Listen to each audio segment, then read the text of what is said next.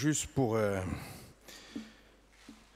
que Jean-Martin Mondolone puisse repartir en pensant un peu plus à moi ce soir. Nous allons parler de guerre, bien que le peuple corse n'ait jamais été un peuple belliqueux. Nous allons parler de terrorisme, bien que le terrorisme ne soit pas éradiqué dans le monde. Et je prie cette Assemblée de bien vouloir nous en excuser par avance, mais il serait irresponsable de notre part de ne pas se prononcer sur des questions si fondamentales au prétexte que dans le monde, il y a d'autres souffrances. Ça serait comme refuser l'emploi à un chômeur au prétexte qu'il est chômeur. Ferme la parenthèse.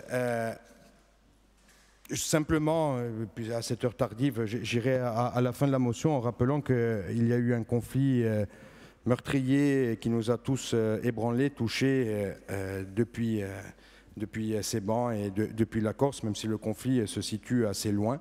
Et l'Assemblée de Corse voulait, dès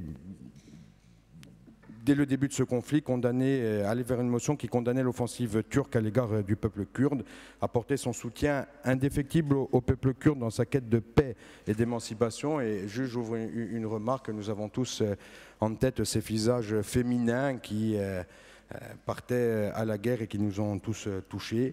L'Assemblée de Corse demande à l'ensemble des États concernés de trouver une solution adéquate pour permettre au peuple kurde de prospérer sereinement et de développer sa propre nation, et demande à l'ensemble des États de l'Organisation des Nations Unies, de l'Union Européenne ainsi qu'aux États-Unis d'Amérique de s'engager avec force dans la résolution de ce conflit et dans la recherche d'une paix durable au Proche-Orient, en rappelant que pour l'instant un accord a été trouvé, une trêve est effective, mais nous espérons que la marche normale du monde des Nations Unies puisse aller vers une paix définitive et une paix pour les Kurdes. Merci.